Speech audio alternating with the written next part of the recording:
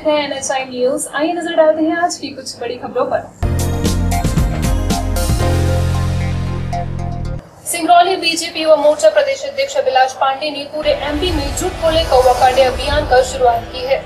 जहां सिंगरौली में भी भाजयुमो जिला अध्यक्ष विनोद चौबे ने प्रेस वार्ता कर बताया कि अभियान की शुरुआत की है। विनोद चौबे ने कहा कि पूर्व CM कमलनाथ ने युवाओं के साथ छल किया था। युवाओं को रोजगार, किसानों का कर्जा माफ, बिजली बिल अदा करने की घोषणाएं की थी, लेकिन किसी भी वादे को पूरा नहीं किया।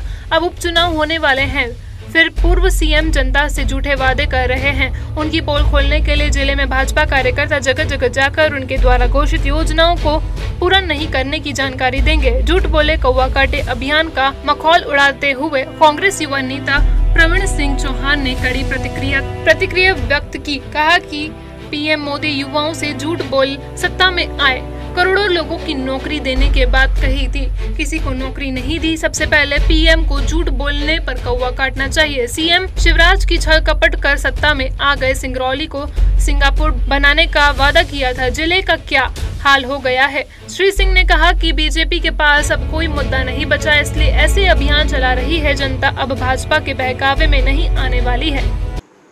युवा मोर्चा द्वारा यह आरोप लगाया गया है कि कमलनाथ सरकार द्वारा किसी भी किसान का कर्जा माफ नहीं किया गया है और युवाओं को रोजगार नहीं दिया गया है। इस बारे में आप क्या कहना चाहते हैं? देखिए, उनका कार्यक्रम झूठ बोले काला कौवा काटे अत्यंत हास्यास्पद है एवं उनके द्वारा लगाए गए आरोप मिथ्या है। यदि काला कौवा सबसे पहले काटने का काम करेगा तो आदरणीय नरेंद्र मोदी जी को काटने का काम करेगा, जिन्होंने ये कहा था कि युवाओं को 2 करोड़ रोजगार प्रतिवर्ष दूंगा, 15 लाख खाते में आएंगे, हवाई चप्पल वाले को हवाई जहाज में बैठाने का काम करूंगा। जनता द्वारा किए गए सारे वादों पर वो निकम्मे साबित हुए हैं। और दूसरी बात, यदि काला कौवा काटने का काम करेगा तो शिवराज सिंह जी को काटने का काम करेगा, जिन्होंने ये कहा था कि सिंगरौली को सिंगापुर बनाएंगे। स्थितियां क्या हुई आप सबके सामने है। रहा सवाल कमलनाथ जी का, तो कमलनाथ जी ने 22 लाख किसानों का कर्ज माफ किया। 12 लाख किसानों की कर्जा माफी की सूची तैयार हो रही थी हमारी।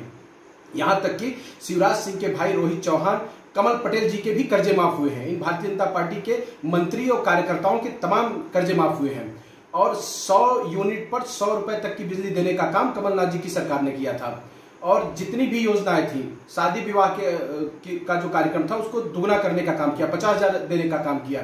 जो पेंशन, वृद्धा पेंशन और तमाम जो सामाजिक सुरक्षा पेंशन मिल रहे थे उनको दुगना करने का काम कमलनाथ जी की सरकार ने किया। कमलनाथ जी ने जितने वादे किए 100% पूरा करने का काम कर रहे थे। युवाओं को रोजगारी भत्ता देने का रहा सवाल, उस पर हमारी सूची तैयार हो रही थी, सरकार सूची तैयार कर रही थी। अगला क्रम हमारा युवाओं को भत्ता देने का ही कार्यक्रम था, लेकिन इस खरीद फरोख्त की सरकार ने हमारी सरकार को गिराने का काम किया। इन भारतीय जनता पार्टी वालों को शर्म आनी चाहिए। सबसे पहले इन्हें NH-39 पर प्रश्न अपने जनप्रतिनिधियों से पूछना चाहिए। वो सड़कें इनके जनप्रतिनिधियों को चिढ़ाने का काम कर रही हैं। धन्यवाद। इसी तरह की और खबरें देखने के लिए जुड़े रहिए हमारे चैनल के साथ और लाइक, सब्सक्राइब, शेयर करना न भूलिए।